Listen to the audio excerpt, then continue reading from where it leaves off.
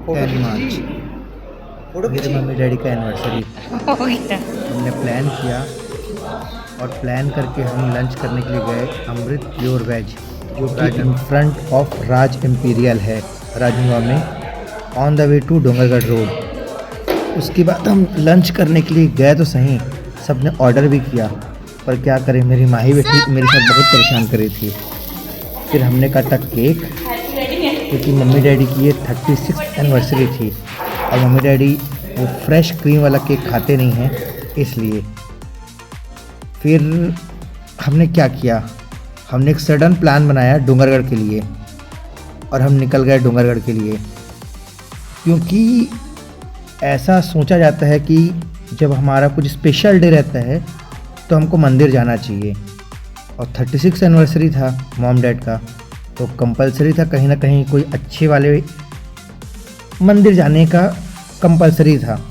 तो हमने निकल गए डोंगरगढ़ के लिए। फिर डोंगरगढ़ में जाते जाते पहले हमने क्रॉस की एबीस की, जो एबीस का जो प्लांट है।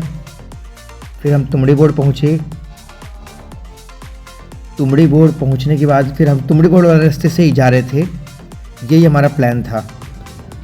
प्लान में कुछ चेंजेस होता, उसके पहले ही हम पहुंचने वाले थे डोंगरगढ़। बीच में हमने बहुत सारे सुहाने 80s और 90s के गाने सुने, जो कि मेरे मॉम और डैड दोनों का फेवरेट था, क्योंकि मेरे डैड थोड़े से ज़्यादा रोमांटिक हैं, इसलिए उनको रोमांटिक गाना पसंद आता है ज़्यादा। फिर हमने देखा ये सोलर प्लांट, जो मोस्ट प्रोबेबली अदानी का सोलर प्लांट लग रहा है। अभी स्टार्ट नहीं हुआ पर ऑन द वे टू लग रहा है। ये कुछ 10-20% बचा हुआ है या फिर चालू हो गया, मेरे को इसके बारे में थोड़ा सा कंफर्म नहीं है। ये अदानी का है शायद। हम बस पहुंचने वाले थे और बस मस्ती चालू थी। बैक कैमरे से कुछ शूट किया मेरी वाइफ ने। बहुत देर की मस्तियों के बाद कुछ पारिवारिक डिस्कशन भी किया उस बीच में, क्योंकि रास्ता बहुत सुहाना था, तो रुक के हम डिस्कशन भी कर रहे थे इधर उधर के बारे में। क्योंकि 1 महीने बाद ऑलमोस्ट मेरी गुड़िया माही का फर्स्ट बर्थडे है, उसके बारे में भी डिस्कस कर रहे थे कि किसको बुलाना है, किसको नहीं बुलाना है, किस तरीके से उसका प्लानिंग कर रहे थे इस ट्रिप में। मॉम डैड की मस्ती के साथ में बहुत देर तक मस्ती कर रहे थे मॉम डैड माही के साथ में। माही रो भी रही थी, बहुत चिल्ला के, क्योंकि वो इरिटेट हो रही थी, नहीं पता था क्योंकि उसको बैक सीट में बैठना पसंद नहीं है। फिर पहुंच गए हम डोंगरगढ़, और डोंगरगढ़ का हम छोटा सा एक मिस कर दिए रोड को, तो हम अंडर ब्रिज चल दिए, क्योंकि हमको बस साइड वाले रास्ते पे जाना था। अंडर ब्रिज चल दिए तो कुछ नहीं हुआ, ज़्यादा देर गए नहीं, अंडर ब्रिज का भी मज़ा ले लिया। अंडर ब्रिज गए और फिर वहाँ से रोटेट करके हम वापस आ गए। रोटेट करने का भी शॉट है यहाँ पे। अंडर ब्रिज बहुत सुहावना अच्छा बना हुआ है। पहले तकलीफ़ होती थी क्योंकि वहाँ पे रेलवे का फाटक है, रेलवे फाटक करके क्रॉस करना पड़ता था कई 15 मिनट आधा घंटा तक कंटिन्यू रेल चलने के कारण से, क्योंकि ये हावड़ा मुंबई जो रूट है उस पर ये अंडर ब्रिज है। तो वापस हम मोड़ के चल दिए वहाँ से वापस की ओर। वापस टर्न करके हम वापस निकले तो ये रहा डोंगरगढ़ बमलाई का जो नीचे वाली जो माता का मंदिर है उसका फर्स्ट लुक। हमने पार्किंग की और हम चल पड़े दर्शन करने के लिए। सब कोई खाना खा के थोड़ा सा रिलैक्स मूड में थे, फिर भी माता का मंदिर आ गया था तो हम गए अंदर। शूट हमने माता का मंदिर यहीं तक किया है, ज़्यादा अंदर हम डीप शूट नहीं किए हैं। कुछ फ़ोटोज़ हो सके तो मैं डालूँगा माता का मंदिर का।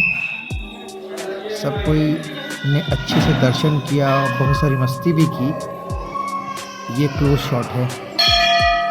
जय माता बमलेश्वरी। उसके बाजू में फिर ये मंदिर है राम जानकी मंदिर, उसमें भी हम गए और उसके भी हमने दर्शन किए। पर माही का चिड़चिड़ाना कुछ ज़्यादा ही था, बीच बीच में रो रही थी, बहुत चिल्ला के। उसका भी हमने शॉट डाला। और एक छोटा सा ग्रुप सेल्फी टाइप का एक फ्रंट कैमरे से एक शॉट है, जिसमें सब पे हम किनारे में बैठ के शांति का अनुभव कर रहे थे और सुस्ता भी रहे थे, और कुछ मस्ती थी माही के साथ में।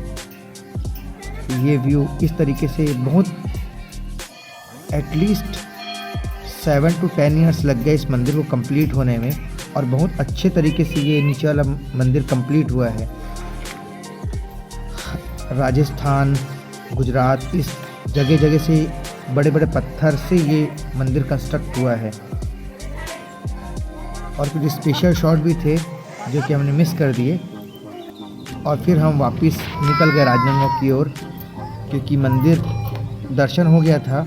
बट हाँ, हमको पता चला कि इसी रोड से कुछ देर बाद हमारे एक्स CM भूपेश बघेल भी आने वाले थे, इसलिए कई जगह पे उनके कार्यकर्ता उनके स्वागत के लिए खड़े थे।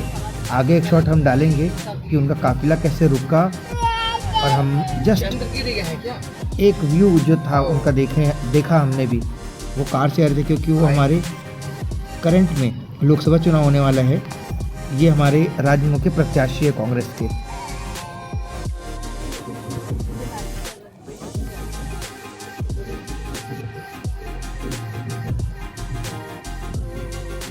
धन्यवाद। जय जोहार, जय छत्तीसगढ़।